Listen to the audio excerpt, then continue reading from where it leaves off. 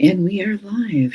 And hopefully the connection will be better than yesterday. We're in a bit of a cold crunch, so our interwebs are a little bit dicey today. And and it says that we're on. We're live on Facebook too. That was that little blip in the background. And thank you guys so much. This is week 2, the end of week 2 of our Chicory Chicks Coffee Clutch, and that's something to celebrate. So we've done it for 2 weeks, still a hot mess, but that's as expected. This is the early days, and this is iterations. So if you are catching this later on when we're all slick and wonderful, this will be a little bit of a nostalgia throwback for you guys. But we did it. 2 weeks, 10 minutes a day, Monday through Friday. Got my cup of coffee. I've got you guys, and I'm ready to roll. And there be dragons. There be dragons in our way, one way or another. But in essence, you guys are helping me slay some dragons. And I'm hoping this is going to be helping you slay some of your own dragons.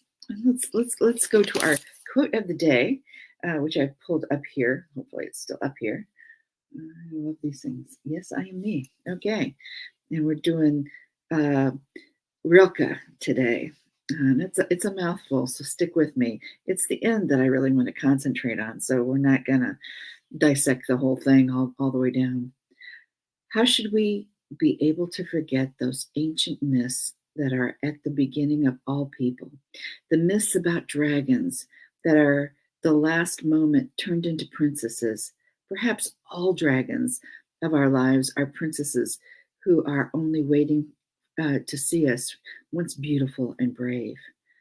Perhaps everything terrible is in its deepest being something helpless that wants help from us. So it's that last bit that I kind of want to sit with this morning. And Rilke is an interesting guy, you know. It's one of those guys that I could read him endlessly. His writing is magnificent, very thoughtful and spiritual. Then you read his biography, and it's always more complex than that. You know, he had his own dragons, and people around him felt those dragons. Not always a lot of these guys, you think, oh, wouldn't it be great to sit around a dinner table with them? And yeah, maybe they were on their best behavior at the dinner table, and it would be nice to pick their brain a little bit. But for the most part, we do have the best of them, which is their writing. So let's go back to that again. Perhaps everything terrible is in its deepest being something helpless that wants help from us. You know, and again, I think Rilke understood the terrible, both outside and in, right?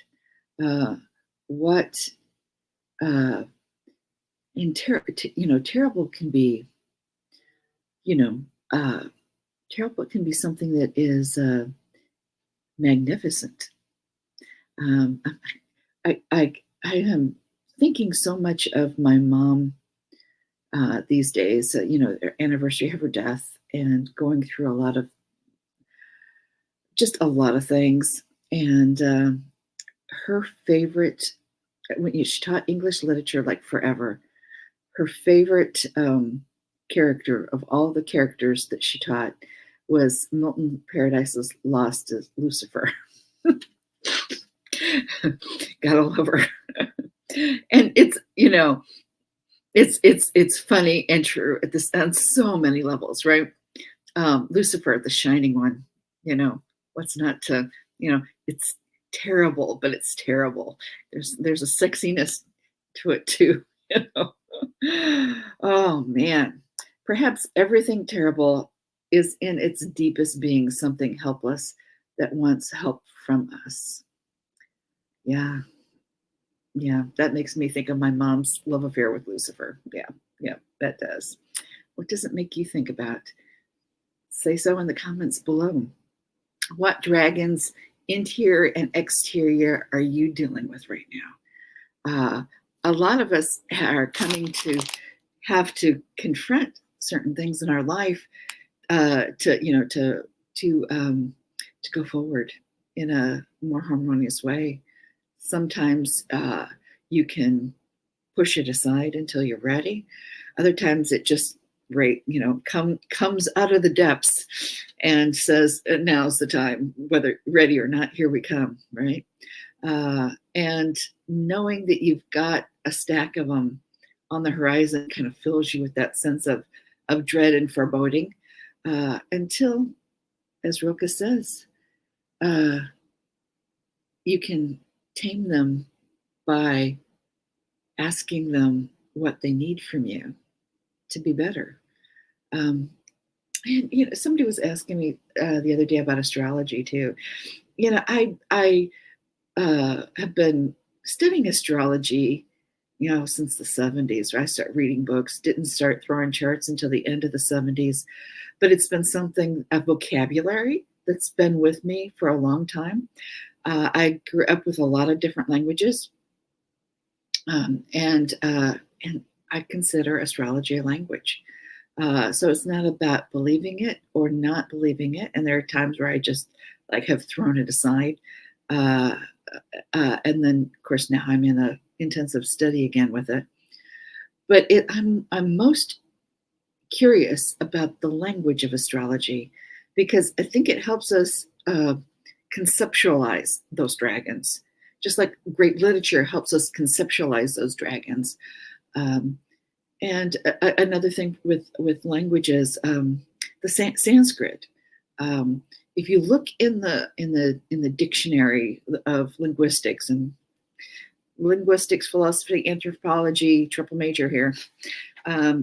If you look at it, they'll say modern linguistics was invented by this English guy who went to India and learned Sanskrit and developed modern linguistics as a science formulaic by using his methodology of analysis of Sanskrit and applying it to other languages.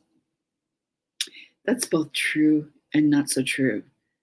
The real truth of it is Sanskrit shows us that